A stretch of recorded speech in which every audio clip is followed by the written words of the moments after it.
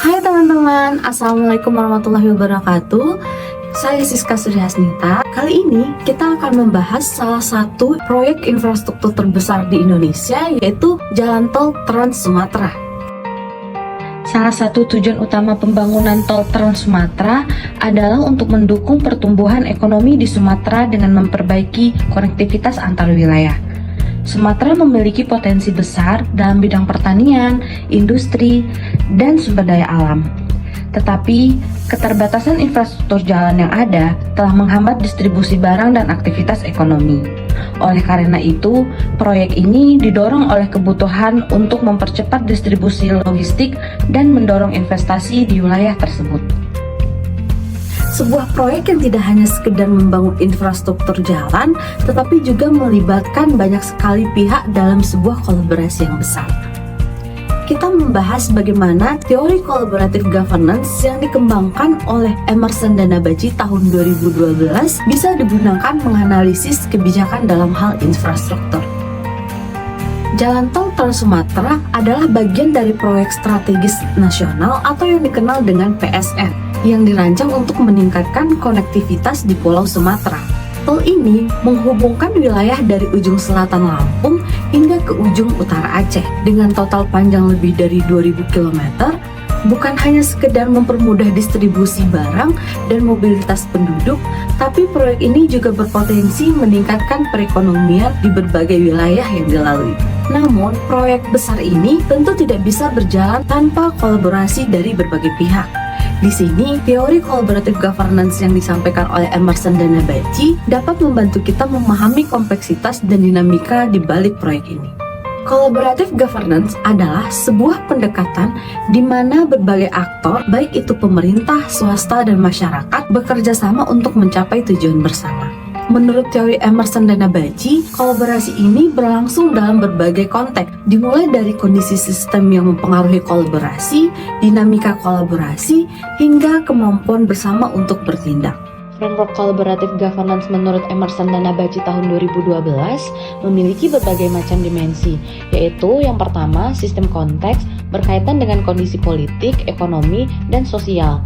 Yang kedua, collaborative dynamics, yaitu interaksi antar aktor yang meliputi engagement, motivation, dan action. Yang ketiga, capacity for joint action, yaitu kemampuan untuk bertindak bersama dalam memobilisasi sumber daya dan pengetahuan. Seperti yang tergambar dalam gambar berikut, setiap elemen ini dapat digunakan untuk menganalisis secara detail bagaimana berbagai aktor yang terlibat dalam kebijakan infrastruktur di Indonesia, yaitu terkait pembangunan Jalan Tol Trans Sumatera berkolaborasi dalam menghadapi tantangan dan mencapai tujuan bersama untuk mensukseskan kebijakan infrastruktur di Indonesia. Mari kita lihat bagaimana teori ini diterapkan dalam pembangunan Jalan Tol Trans Sumatera.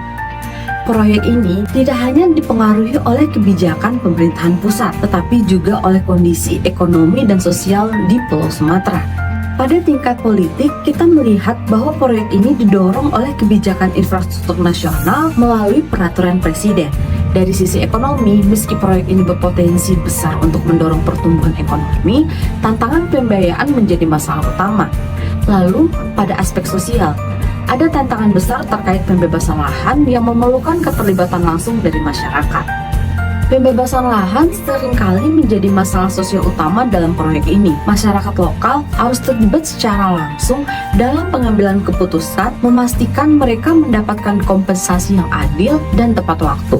Semua ini menciptakan interaksi yang kompleks yang dikenal dengan collaborative dynamic dalam teori collaborative governance yang disampaikan oleh Emerson dan Nabaji. Di dalam proyek ini ada banyak aktor yang terlibat, mulai dari pemerintah pusat yang bertanggung jawab atas regulasi, BUMN seperti PT Hutama Karya yang menjadi eksekutor proyek, hingga masyarakat yang lahannya terdampak. Tidak lupa juga investor swasta yang turut berkontribusi dalam pembiayaan melalui skema kerjasama pemerintah dengan badan usaha atau yang dikenal dengan KPBU.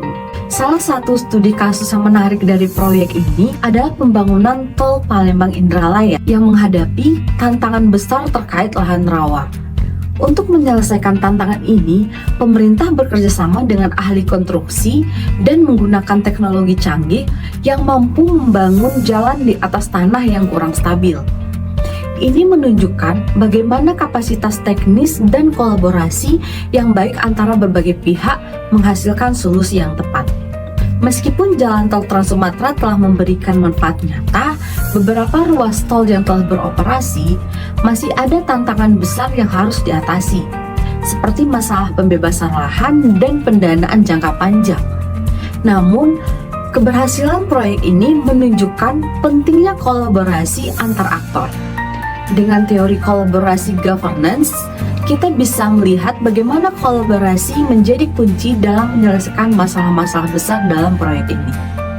Jadi, itulah bagaimana teori collaborative governance bisa memberikan pandangan menarik dalam memahami kompleksitas pembangunan jalan tol Trans Sumatera, sebuah proyek besar yang memerlukan kerjasama yang solid dari berbagai pihak.